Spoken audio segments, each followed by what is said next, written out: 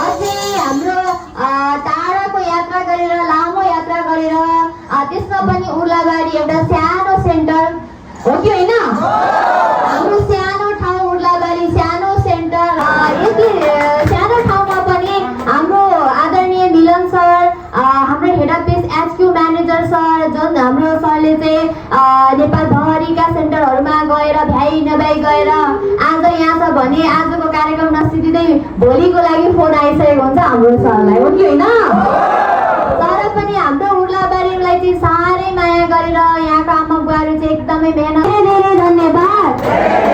छोरीसँग बसौँला भन्ने दिन पनि हजुरले चाहिँ बिगेललाई हुँदैन यति मेहनत गरेर बिहानको कामलाई चाहिँ फटाफट सकेर शनिबारको दिनमा पनि स्वास्थ्य नै सबैभन्दा ठुलो धन हो भन्ने चाहिँ सम्झेर हजुरहरू चाहिँ आजबाट हजुरलाई पनि धेरै धेरै स्वागत छ,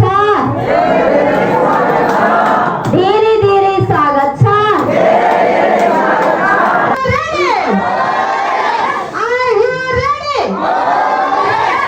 धेरै धन्यवाद, धेरै धेरै धन्यवाद।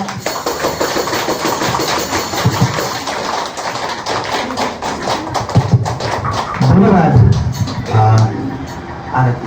आरतीजी।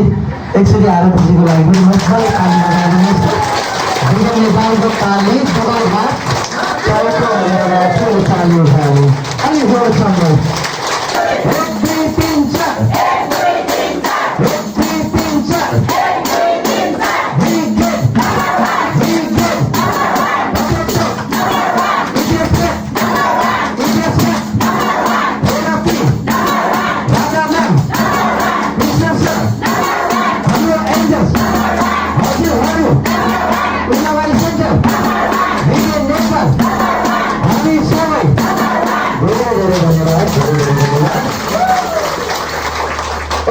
यहाँहरू सबैलाई एकदमै धेरै धन्यवाद दिन चाहन्छु यो न्यानो आतिथ्यताको लागि।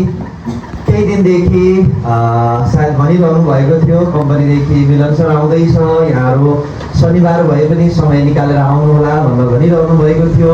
यति धेरै फुल माला खाँदाले एउटा राम्रो आतिथ्यता दिनुभयो, यहाँहरू सबैलाई विशेष आभार टक्राउँदै सर्वप्रथम आज उपस्थित सम्पूर्ण आदरणीय बुवा आमा दाजुभाइ दिदीबहिनीहरू जो विज्ञान नेपालको निःशुल्क थेरापी लिनको लागि सधैँ पाल्नु भएको छ, यहाँहरू सबैमा सेन्टर ओनर म्याम आदरणीय राधाजी, त्यस्तै गरी सेन्टर ओनर सर आदरणीय कृष्ण सर लगायत एन्जलसहरू यहाँहरू सम्पूर्णमा विज्ञान मेडिकल कोरियाको तर्फदेखि विज्ञान नेपालको तर्फदेखि अनि मेरो व्यक्तिगत तर्फदेखि यहाँहरू सबैमा स्वीकार्नुलाई हार्दिक नमस्कार। नमस्कार नमस्कार। सन्चै हुनुहुन्छ भनौँ भने बिरामी भएर आउनु भएको छ, रोग लिएर आउनु भएको छ, आलो घरमा नुन छरेको जस्तो हुने होला है। अब समस्या लिएर हजुरहरू यहाँ आउनु भएको छ। अब अहिले अनुहारहरू हेर्दै गर्दा सबैजनालाई हँसिलो देखिराखेको छु, खुसी देखिराखेको छु। आज मात्रै हो कि अरू दिनमा पनि आउनुहुन्छ? नबिराइकन आउनुहुन्छ कि बिराउँदै बिराउँदै आउनुहुन्छ?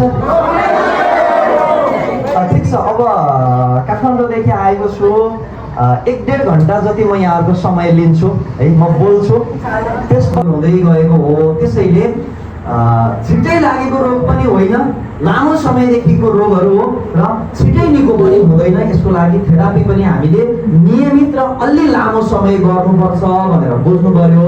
यदि हजुरहरू मध्येमा 2-4 दिन गएर विचार गरौँ, धेरै नै धेरै 15 दिन गएर विचार गरौँ अनि कसो होला। त्यस पछाडि त तपाईँ हाम्रै छोरा बुहारीहरू बिहा गर्ने बित्तिकै बुढी लिएर बाहिर गएका छन् छैनन्?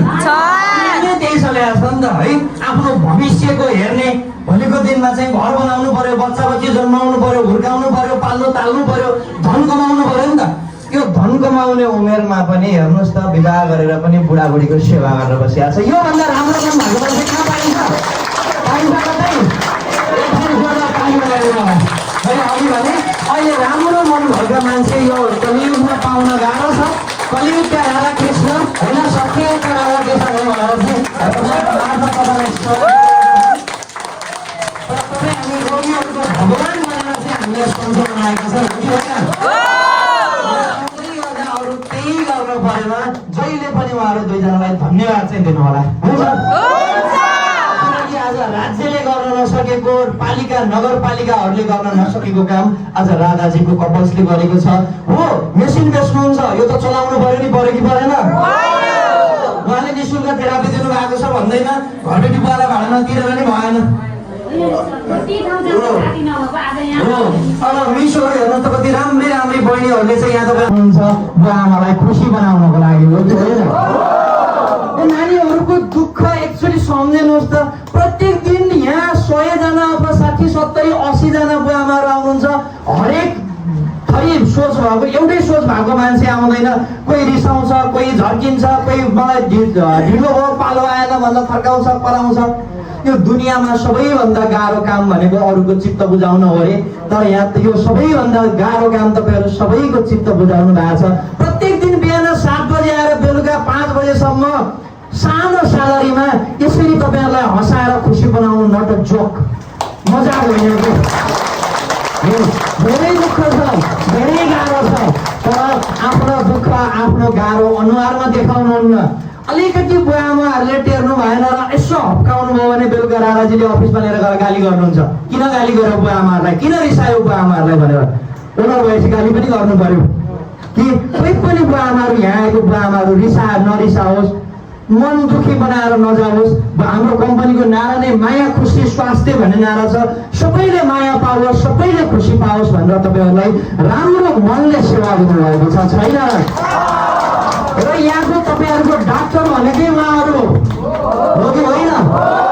अब डाक्टरले भनेको कुरा मानिएन भनेर सन्चो हुन्छ होला। त्यसैले उहाँहरूले भनेका कुराहरू अक्षरशः पालना गर्नु होला।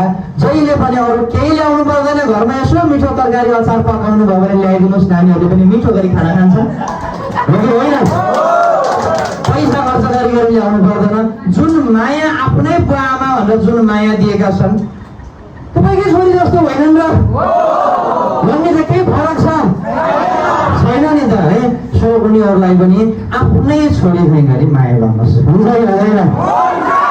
माया एक तर्फीले मात्रै हुन्न कि एक हातले ताली बज्छ, त झाप्पड मात्रै हुन्छ है? रोटी पनि एक गरो पकायो भने डर छ, त्यस्तै माया पनि एक गरो हुन नदिनुहोस्, माया पनि दोहोरो बनाइदिनुहोस्, हुन्छ कि हुँदैन? धन्यवाद दिइरहेको छु, बिदा गर्न चाहे।